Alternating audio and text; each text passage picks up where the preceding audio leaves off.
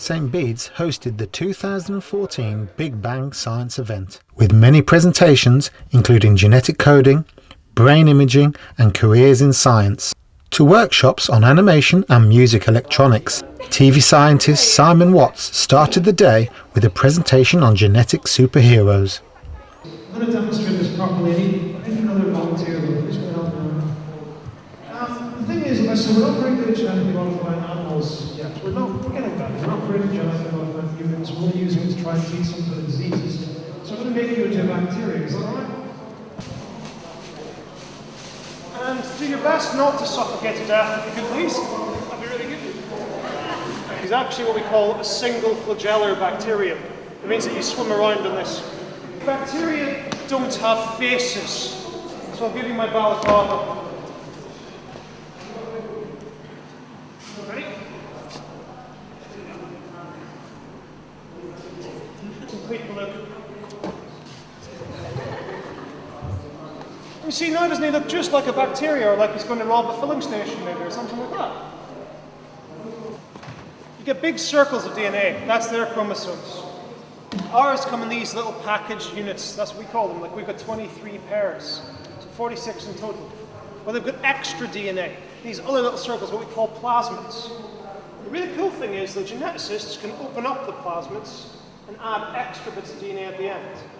That's what we do if you're a geneticist, if you're a genetic engineer. Then they wrap themselves neatly back up for you. These are really dangerous, because this is where you get things like resistance to antibiotics. So stick out your flagella there, have some alpha plasmids, maybe have another one. So these really matter, people are studying them all the time. So you ready with genetically modified?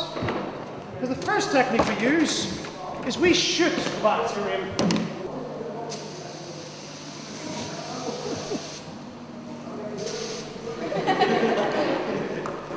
In case you're wondering why I'm using yellow silly string, it's got a good reason.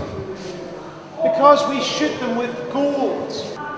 The second technique we can use is viruses. In some circumstances, it's easier to put DNA into a virus and then get a virus to infect the bacteria. So we get viruses, right? They cause things like cold, they cause flu, they can cause diseases. Bacteria get viruses. We now know viruses are actually the most common form of life on this planet. Come forward, there's one final technique we use. This final technique is what we call shock. In shock, you electrocute the bacterium. Can you prevent me scared, folks? Yeah, that'll do. When they're shocked, they will actually start seeking out DNA. They'll grab hold of any that they can get in the hope that it will help them survive. So this means we're going to try and catch this now. Are you ready, Owen? Ready?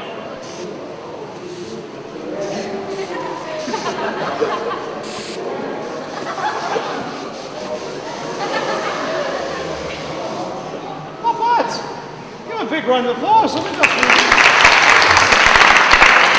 thought it was very interesting the way you used examples in ways to, not using it as itself, but using it in a way that we can understand. Yeah, it was involving other people, which made it fun. The STEM subjects are pivotally important. The world is going to face so many challenges, so many questions are being raised by the things that we're finding. Challenges like climate change, space research, the general physics of the world. The discoveries like the Higgs boson have meant that there's just so much more jobs, so much more reasons to study it.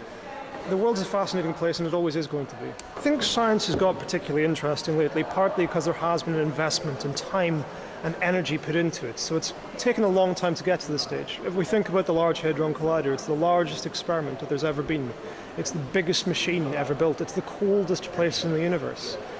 That's remarkable that we've been able to build that kind of thing on space, or sorry, that kind of thing here on Earth. And not just is that wonderful from an engineering and a science viewpoint, it's the first time ever that we saw an experiment on the front page of every paper in the world. That's brilliant. It deserves that level of attention because it's asking that level of question. Well, the Big Bang fairs in general are a great opportunity for people to come together to shout and scream about how great science is and to have some fun while doing it. So doing it closer to home, making it more accessible for everybody, it's a great idea. It can only go well. Dr. O'Keefe discussed careers in dentistry and medicine.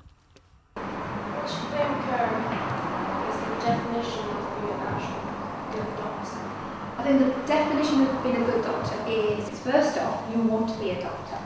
So I was giving this talk once to people who wanted to come to Cambridge, and the guy put his hand up and went, which speciality do I have that could buy me a Ferrari? And my answer was, go and work in the city. So you don't do medicine to earn money, you don't do medicine to have the kudos to say I'm a doctor. You do it because you want to be a doctor, you want to care for people. And I think that's the most important thing. The second thing is you need to learn to listen. You need to listen to your patients. You need to listen to your colleagues in the team. You don't know everything. I make mistakes, so I need to listen to my junior doctors, to the nurses, to the healthcare assistants, to the porters. It's really important to listen. Okay? And the other thing is communication. You must be able to communicate. If you cannot communicate, if you do not like people, you do not like talking to people, you don't enjoy being with people, there is no point doing the medicine industry because you've got to be able to communicate. And the final thing is not giving up, because they are long degrees. It is very tiring, and it's expensive to do. So you've got to have that determination. So I think that's what it is. Any other questions? How was that talk? I think it was really inspirational. Before this talk, I thought being a doctor was just working in the hospital. But then after the talk, I have this much wider idea of being a doctor now. Working with, locals and, expanding your dreams. Not in the hospital, but with the community. So I think it was a really good talk. Dr. Shane McKee talked to the students about brain imaging. So what I'm going to do is I'm going to run some tasks, and I want you to do the tasks, and then I'll tell you which bits of the brain you're using. Yeah? Right. So this is the standard task we put through the scanner. So flashing the light, and then turn it off, and then we flash it again. Turn it off. Flash again.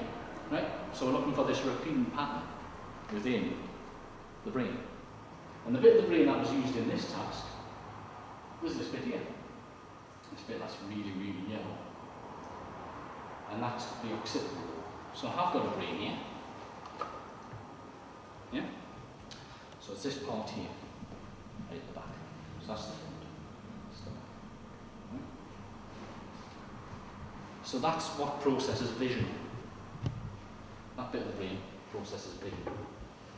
So it's all from neuropsychology. So most of the stuff we use is from neuropsychology. We adapt it to the certain psychiatric group. So if you're depressed, you want to look at things that process emotion and things like that. So. In the Noisy Toys workshop, the students had great fun making music with their noses. My name's Jamie Taylor. And I'm Owen Gaynor. And you're from? Noisytoys.org. We're an interactive sound installation. We tour around lots of festivals and schools. We take apart all computers. We make sound generators out of them. We like to upcycle materials and create beautiful instruments or absolute cacophonies of sound. Okay, if you would like to reach out and just touch this young lady's nose, and we're just gonna test your connectivity, conductivity. There we go. Excellent. Okay, that seems to work. What have you got a weird nose? What if you've got a weird nose? We'll get a weird sound out. Yeah. The weirder the nose, the weirder the sound. Go. What we're doing is we test everybody out. Oh.